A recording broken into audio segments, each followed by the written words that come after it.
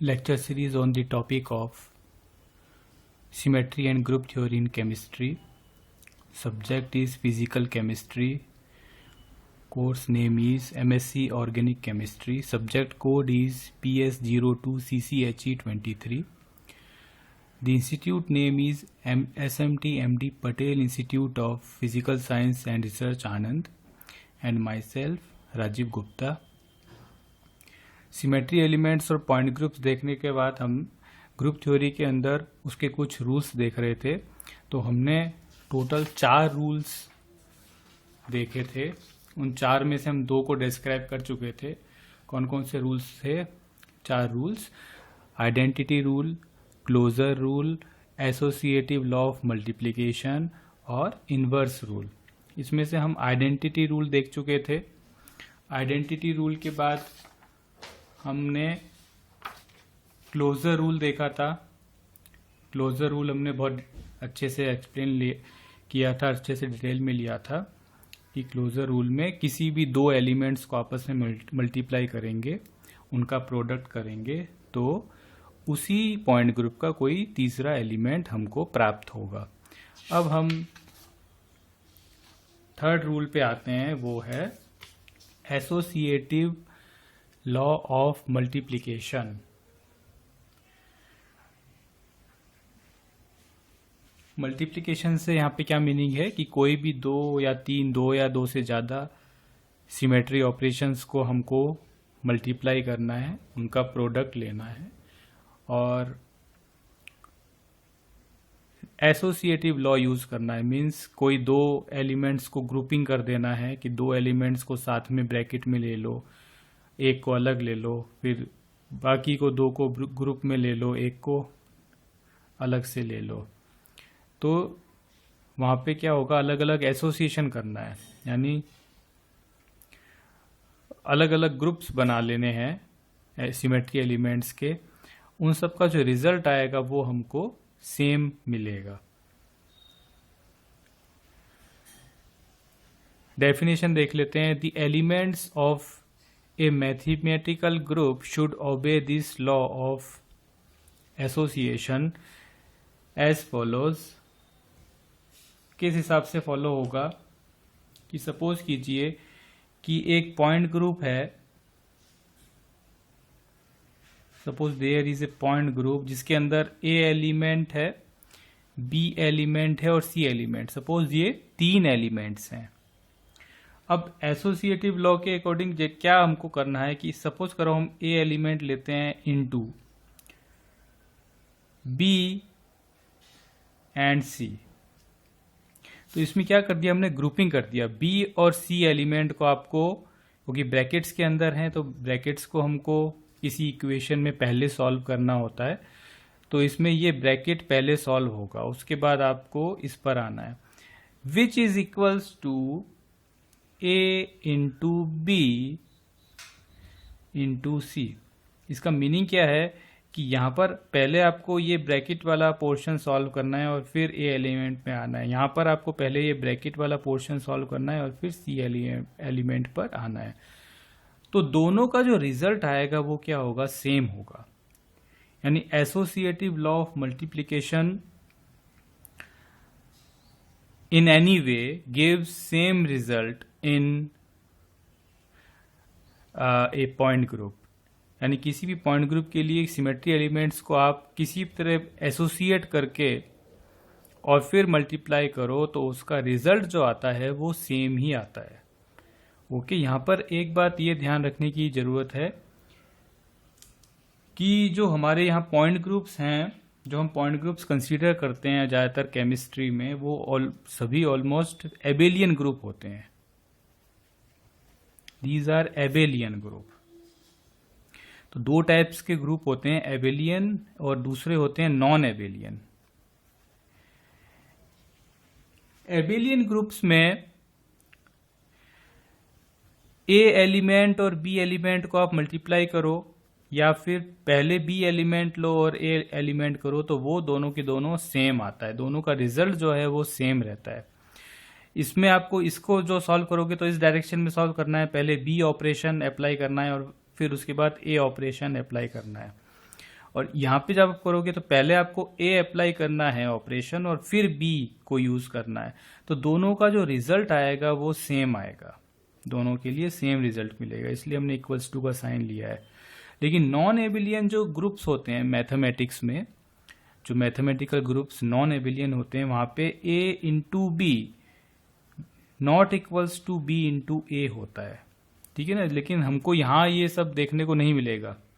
हमारे तो ये पॉइंट ग्रुप्स हैं, इनमें मेजोरिटी ऑफ पॉइंट ग्रुप जो हैं वो, ऑलमोस्ट सभी पॉइंट ग्रुप जो हैं वो एबिलियन टाइप के ही होते हैं, ठीक है। तो हमारे जो केमिस्ट्री हम पढ़ेंगे, जितने भी पॉइंट ग्रुप्स पढ़ेंगे वो सब एबिलियन टाइप के होंगे। तो अब इसका जो रिजल्ट आएगा वो क्या आना चाहिए, सेम आना चाहिए। जैसे एक एग्जांपल लेते हैं, पॉइंट ग्रुप सपोज कीजिए हम वाटर मॉलिक्यूल कंसीडर करते हैं, H2O मॉलिक्यूल। H2O मॉलिक्यूल में कौन कौन सी सिमेट्री एलिमेंट्स हैं, E एलिमेंट है, C2Z है, सिग्मा VXZ है और सिग्मा VYZ है। इतनी सिमेट्री एलिमेंट्स हैं, वो सभी डिफरेंट टाइप के हैं एलिमेंट्स। अब इन एलिमेंट्स में हम तीन एलिमेंट्स चूज कर लेते हैं, C2Z, सिग्मा VXZ और सिग्मा VYZ। तो एक इक्वेशन लिखता हूं, सपोज ए एलिमेंट जो है वो है C2Z इनटू दूसरा एलिमेंट है sigma VYZ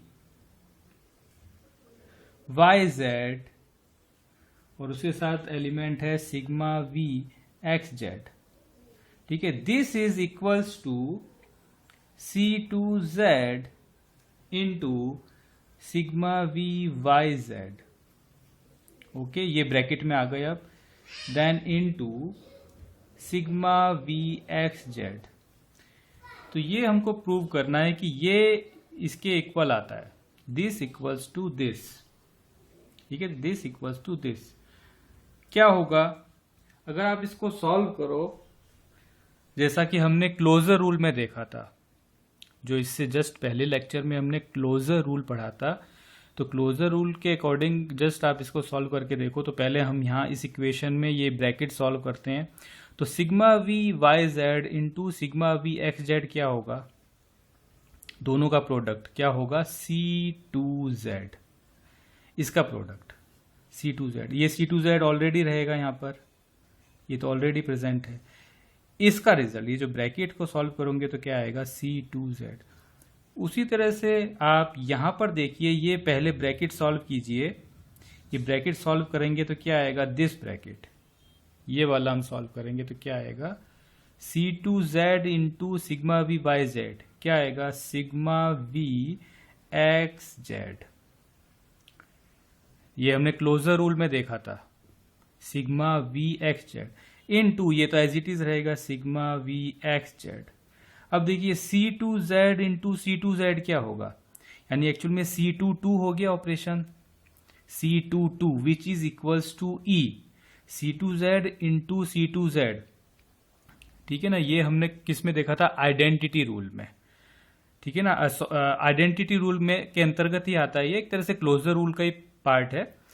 C2Z into C2Z that is E, sigma VXZ into sigma VXZ, दोनों सेम ऑपरेशन है, दोनों सेम ऑपरेशन क्या आएगा, E।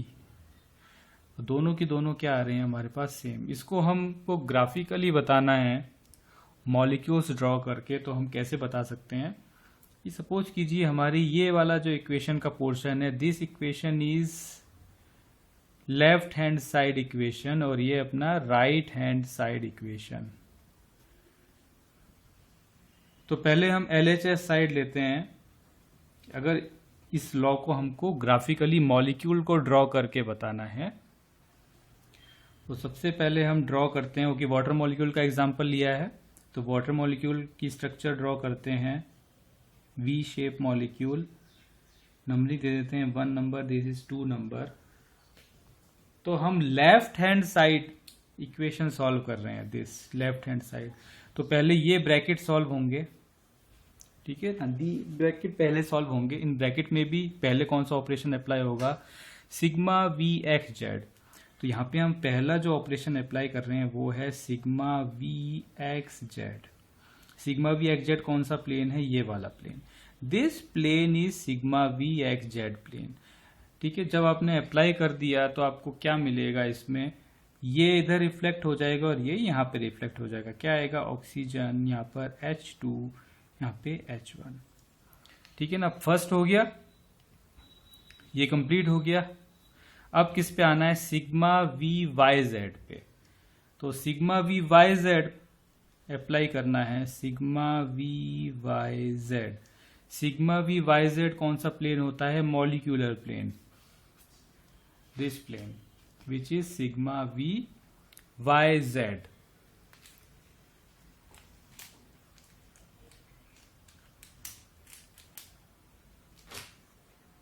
This plane sigma V Y Z plane. कैसा स्ट्रक्चर दिखाई देगा हमको? इसी तरह का ही दिखाई देगा। H2 यहाँ पर और H1 यहाँ पे। पर क्या होगा? इसका ऊपर का पोर्शन नीचे रिफ्लेक्ट हो जाएगा और नीचे वाला ऊपर आ जाएगा। तो ये हमारा sigma V Y Z apply हो गया। फिर लास्ट में आपको क्या अप्लाई करना है? C2Z। यहाँ पे आप अप्लाई कर दो C2Z। C2Z अप्लाई करोगे, दे C2Z क्या दिखाई देगा? मॉलिक्यूल, यहां पर H1 और यहां पर H2। अब आप अगर आप इस स्ट्रक्चर को, यानी हम नाम दे देते हैं this is first, second, third, fourth. अगर आप फर्स्ट और फोर, इन फर्स्ट और फोर को आप कंपेयर करोगे तो दोनों की दोनों क्या हैं? आइडेंटिकल। दोनों की दोनों आइडेंटिकल हैं। ठीक है ना, यानी आपको ऐसा लगेगा कि यहां से आपने डायरेक्ट यहां आओगे तो आपको लगेगा कि ये ऑपरेशन किया है, यानी आइडेंटिकल है। दोनों की दोनों एग्जैक्टली आइडेंटिकल हैं। देखिए यहां से यहां पे आएंगे तो ये हाइड्रोजन एटम इधर रिफ्लेक्ट हुआ, ये यहां पे हो गया। ठीक है ना, इसी तरह से ऑक्सीजन का आधा पार्ट इधर रिफ्लेक्ट होगा, आधा पार्ट इस साइड रिफ्लेक्ट होगा सिग्मा वी एक्स जेड में। उसके बाद आपने ये वाला प्लेन लगा दिया वाई जेड प्लेन, तो जो ऊपर का पोर्शन है वो डाउन साइड में चला जाएगा। ठीक है ना, आप इसको एक एक स्टेप वाइज विजुअलाइज कर सकते हो कि एटम का, हाइड्रोजन एटम है, ऑक्सीजन, आपको इनको बॉल लाइक स्ट्रक्चर्स मानिए एटम्स, तो वो उनका आधा पोर्शन कहाँ गया?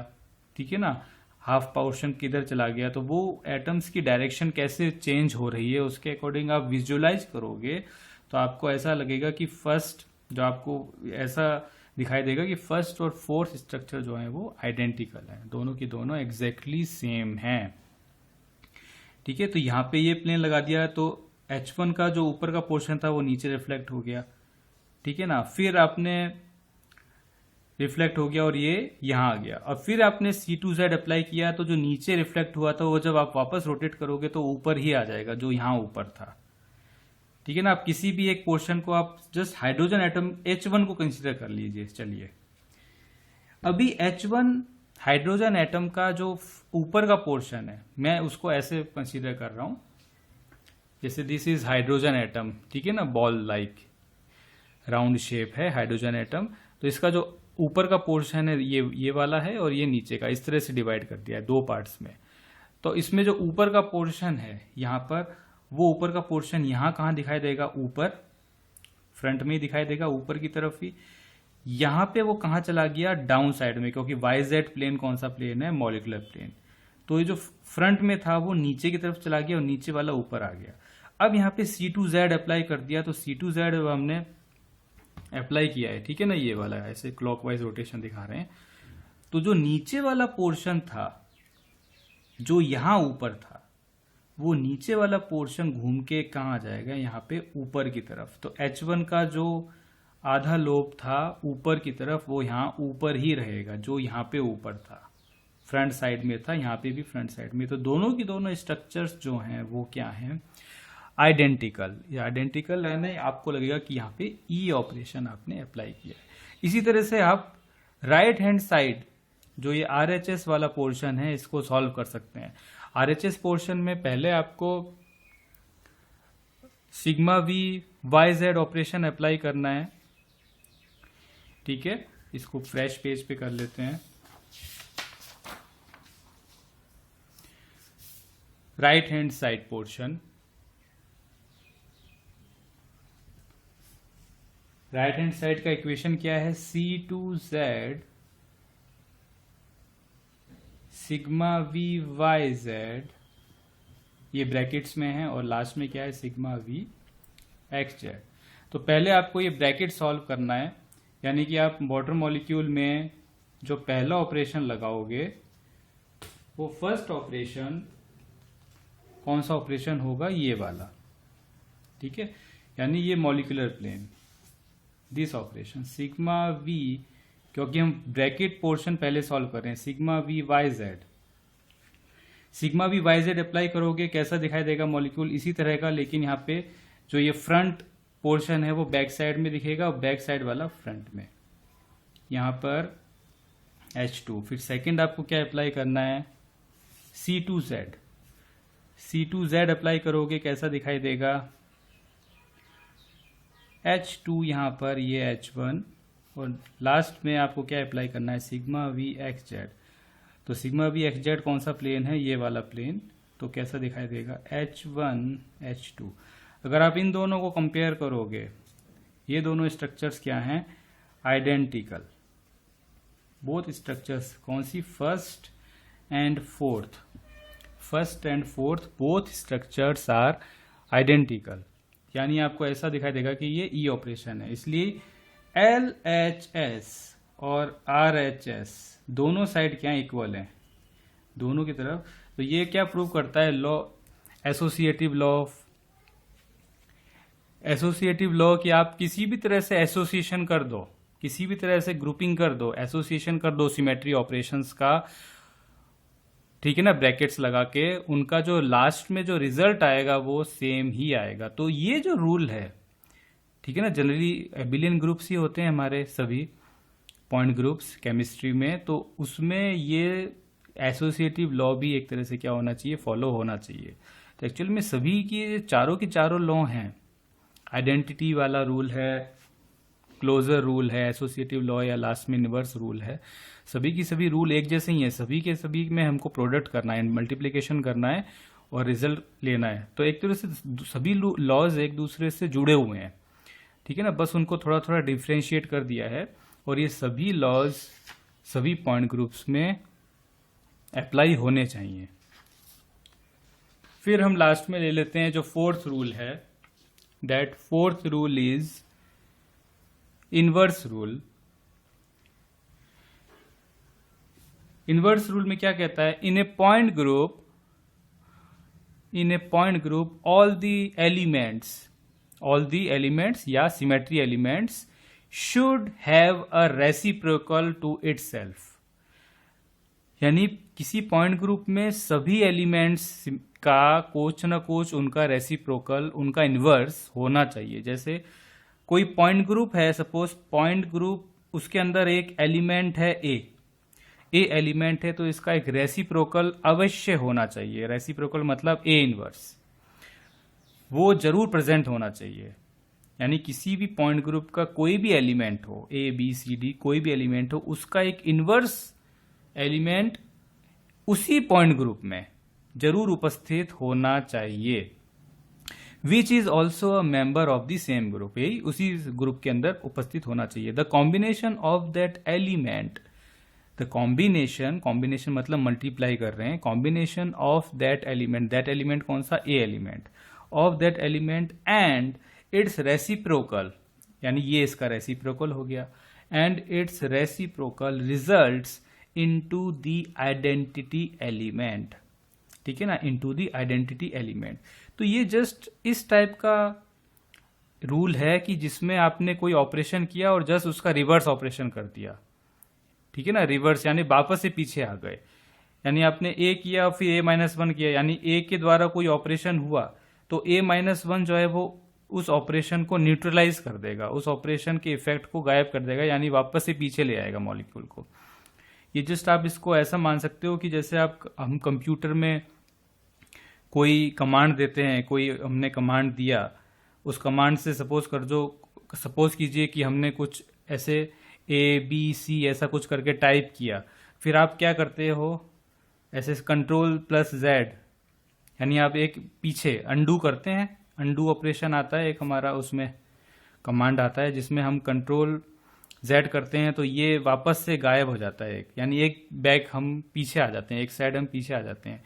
तो ये बिल्कुल वैसा ही है कि आपने कोई ऑपरेशन अप्लाई किया, ठीक है ना, किसी पॉइंट ग्रुप में कोई ऑपरेशन अप्लाई किया तो उसका एक रेसिप्रोकल ऑपरेशन उसमें जरूर उपस्थित होगा उस पॉइंट ग्रुप में। तो यही क्या कहलाता है, इनवर्स रूल।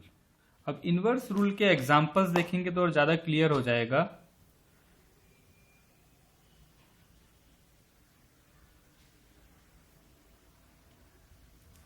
इसको कैसे मैथमेटिकली रिप्रेजेंट कर सकते हैं, मैथमेटिकली आप इसको इस तरह से बता सकते हो कि सपोज ए एलिमेंट है कोई, अगर इसको आप इसके रेसिप्रोकल के साथ मल्टीप्लाई करो, और जैसे कि हमारे पास हम एबिलियन ग्रुप्स कंसीडर कर रहे हैं, या फिर इसको इस तरह से मल्टीप्लाई करो, यानी ए मल्टीप्लाई ए इनवर्स या फिर ए इनवर्स मल्टीप्लाई ए, वो क्या आना चाहिए, दैट इज इक्वल्स टू, या ये कह सकते हो कि दोनों की दोनों जो हैं वो सेम ही होते हैं, उनका रिजल्ट सेम ही आएगा मल्टीप्लीकेशन का। इट मीन्स क्या है कि जो आपने अप्लाई किया ऑपरेशन, उसका जब इनवर्स अप्लाई किया तो वो आइडेंटिकल की कंडीशन में पहुंच जाएगा। आइडेंटिकल यानी आपको लगेगा कि आपने आइडेंटिकल ऑपरेशन किया है, ई ऑपरेशन किया है, मीन्स मॉलिक्यूल में कोई चेंज पता नहीं चलेगा, नो चेंज, कोई भी चेंज महसूस नहीं होगा। जैसे एग्जांपल्स हैं operation C3 plus dot C3 minus that is equals to E. ये C3 किस में होता है, हमने अमोनिया मॉलिक्यूल में देखा था NH3 में।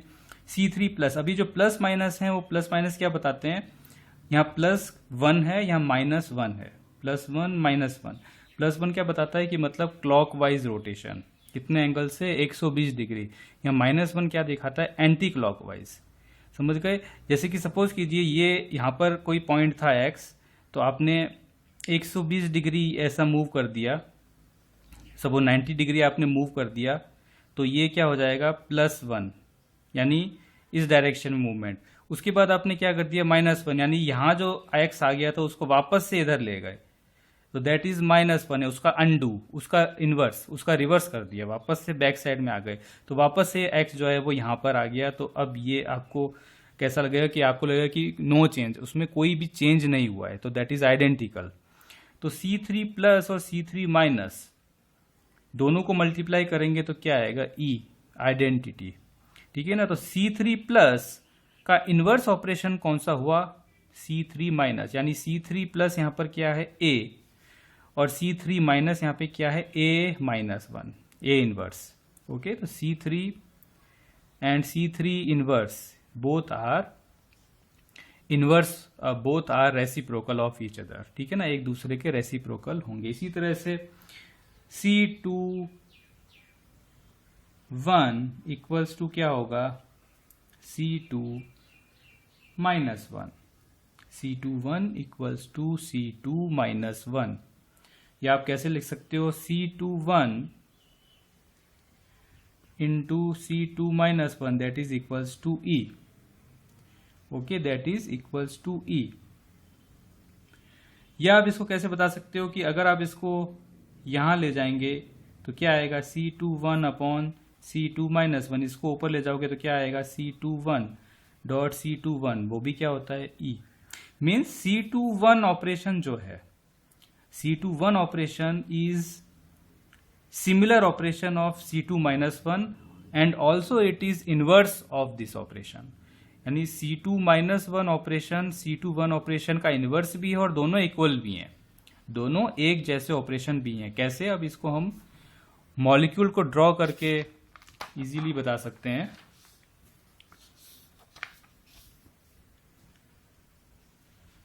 सपोज कीजिए क्या लिख रहे हैं हम, C21 and C2 minus 1 that is equals to E। Molecule, अब ये C2 किस में प्रेजेंट होता है हमको पता है, H2O, तो H2O वाटर मॉलिक्यूल का एग्जांपल ले लेते हैं हम। तो वाटर मॉलिक्यूल में आप ये दोनों ऑपरेशंस अप्लाई करके देखो। पहले आप सपोज कीजिए ये ऑपरेशन अप्लाई करते हो,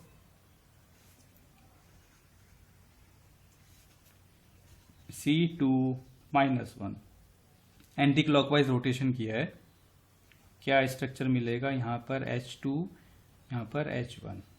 ठीक है, अब उसके बाद क्या अप्लाई कर दो, जो दूसरा हमारा है C21, यानी कौन सी डायरेक्शन में रोटेशन? क्लॉकवाइज। ये वाला एंटी क्लॉकवाइज, ये वाला क्लॉकवाइज। क्या मिलेगा? H1 H2। अब इन दोनों को कंपेयर करो। Suppose this is structure A, this is B and this is C। अगर आप A और C को आप कंपेयर करोगे, ठीक है, A और C को कंपेयर करोगे तो दोनों की दोनों क्या हैं? आइडेंटिकल। दोनों की दोनों आइडेंटिकल, इसीलिए हमने ये लिखा है, both structures are identical. And C21 operation is inverse operation of C2-1, या आप इसका अपोजिट भी बोल सकते हो, C2-1 operation is inverse operation of C21। Okay, इसी तरह से आप इसको यहां से भी बता सकते हो। ये जैसे एक एग्जांपल और ले सकते हैं, C3 +1 and C3-1 that is equals to E। तो ये एग्जांपल भी सेम इसके जैसा ही हो जाएगा कि पहले तो C3 ऑपरेशन किस में होता है? अमोनिया मॉलिक्यूल में।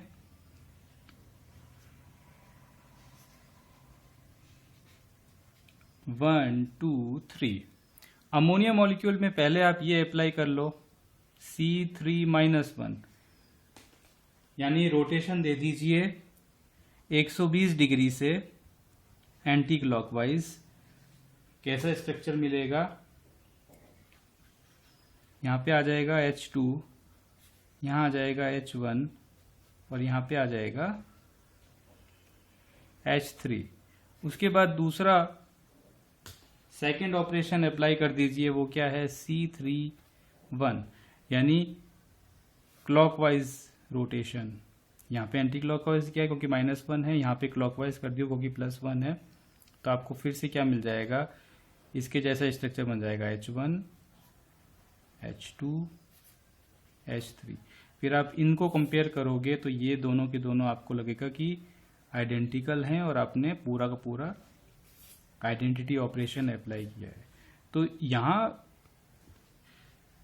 कुछ ना कुछ ऐसे सिमेट्री ऑपरेशंस प्रेजेंट होते हैं जो कि एक उस ऑपरेशन के इनवर्स होते हैं। जैसे हम एक और एग्जांपल ले सकते हैं, C3-1 operation and C3-2 operation. ठीक है ना, ये दोनों ऑपरेशन। C3-1 ऑपरेशन मतलब कितने एंगल से रोटेशन? 120 डिग्री से। C3-2 ऑपरेशन मतलब कितने एंगल से रोटेशन? 240 डिग्री से, उससे डबल हो गया क्योंकि यहाँ एक बार रोटेशन किया, यहाँ 2 बार कर दिया, यानी 120 + 120 240 डिग्री। तो ये दोनों जो ऑपरेशन हैं, ये दोनों ऑपरेशन भी एक दूसरे के इनवर्स होते हैं। C3-1 ऑपरेशन और C3-2 ऑपरेशन भी एक दूसरे के इनवर्स होंगे। इसको हम कैसे देख सकते हैं कि सपोज कीजिए यहाँ पर मैं एक पॉइंट कंसीडर कर लेता हूँ, ये सेंटर पॉइंट हो गया। अमोनिया मॉलिक्यूल का ये एग्जांपल आप ले सकते हो, यहाँ पे X पॉइंट है। सपोज कीजिए आप C3-1 अप्लाई करते हो, C3-1 अप्लाई किया, तो C3-1 अप्लाई करने का मतलब 120 डिग्री रोटेट होके यहाँ आ जाएगा। ठीक है ना, C3-1 that is 120 degree rotate होके यहाँ आ जाएगा। अब आप ये दूसरा जो एक मॉलिक्यूल, इसी में एग्जांपल लो और क्या एग्जांपल करो? C3-2 operation. C3-2 मतलब 240 डिग्री, यानी 240 डिग्री पूरा का पूरा यहां आ जाएगा X। अब इसमें और इसमें आप कंपेयर करोगे तो यहां से जो है वो 120 डिग्री एंगल है और यहां से आप देखोगे तो भी कितना है? 120 degree angle.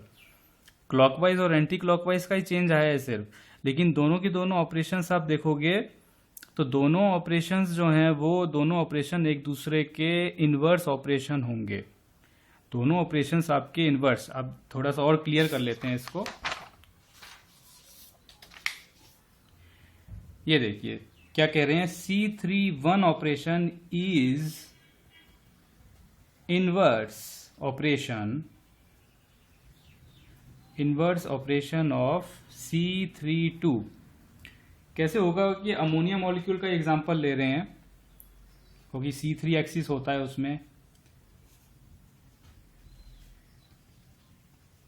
H1 H2 H3, ठीक है ना। पहले हम ये वाला ऑपरेशन कर रहे हैं, C31 अप्लाई किया, कितने एंगल से रोटेशन किया, 120 डिग्री, ठीक है। क्या कैसा स्ट्रक्चर दिखाई देगा,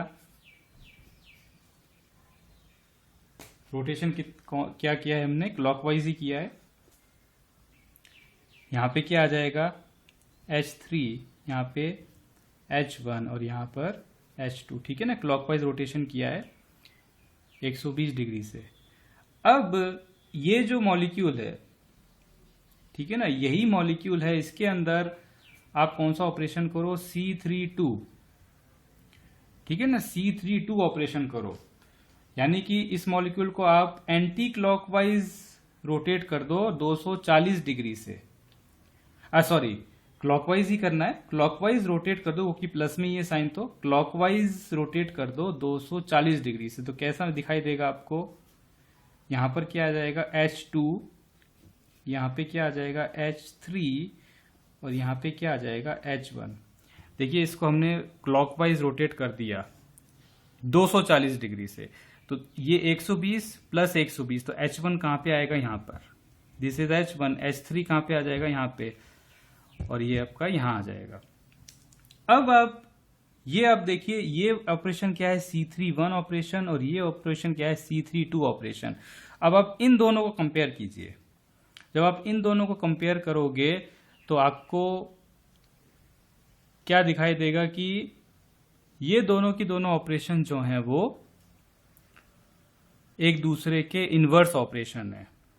ये दोनों ऑपरेशन एक दूसरे के इनवर्स ऑपरेशन है, मींस यहां देखिए आप C31 किया तो ये आया, अगर यहां पर आप क्या करते, जो C32 है यहां पर आप क्या करते, C3-1 करते, ठीक है ना। थोड़ा अच्छे से देखिए, C3-1, ये जो आपने किया है यहां पे आप क्या करते हैं, C3-1, यानी anti clockwise 120 degree, anti clockwise 120 degree करते तो यही मिलता, यानी H1 यहां आ जाता, H3 यहां आ जाता और H2 यहां आ जाता।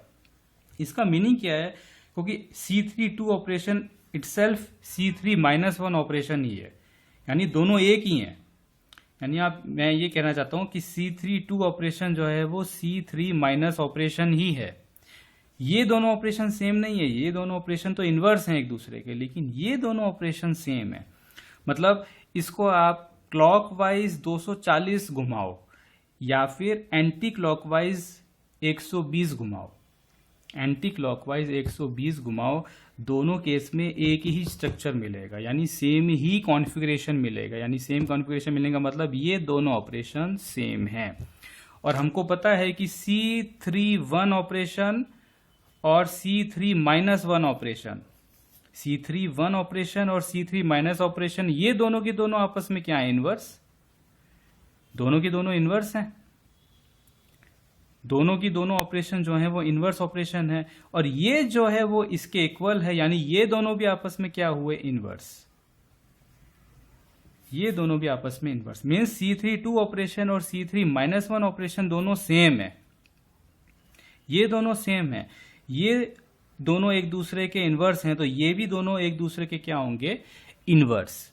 ओके, तो इस तरह से बता रहा है कि C31 ऑपरेशन, और ये किस में होता है, हम अमोनिया मॉलिक्यूल में देखते हैं।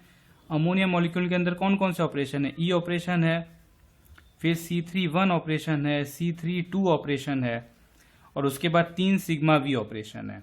टोटल 6 ऑपरेशन आते हैं, ठीक है ना। C3 जो एक्सिस होता है, Z axis, C3 Z axis, उसके अंदर 2 ऑपरेशन काउंट होते हैं N-1 फॉर्मूला के अकॉर्डिंग, ठीक है ना। 3-1 कितने आएंगे, 2।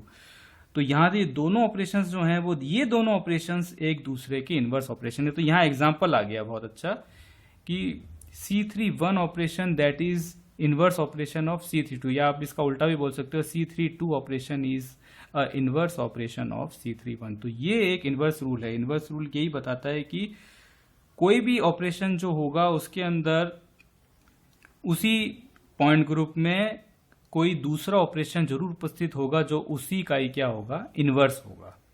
जो उसका इनवर्स ऑपरेशन होगा। तो C3 1 का इनवर्स हम बताते हैं तो C3-1 भी है, ठीक है ना। अगर आप C3-2 करोगे या फिर C3-2 करते हो तो ये भी आपस में क्या होंगे, इनवर्स होंगे। ये ऑपरेशंस भी आपस में इनवर्स ऑपरेशन होंगे। ओके, तो अब ये हम ये चारों रूल्स पढ़ लिए, कौन कौन से, आइडेंटिटी रूल और closure rule, multiplication law, associative law of multiplication, और फोर्थ रूल क्या है, inverse rule. Okay, thank you.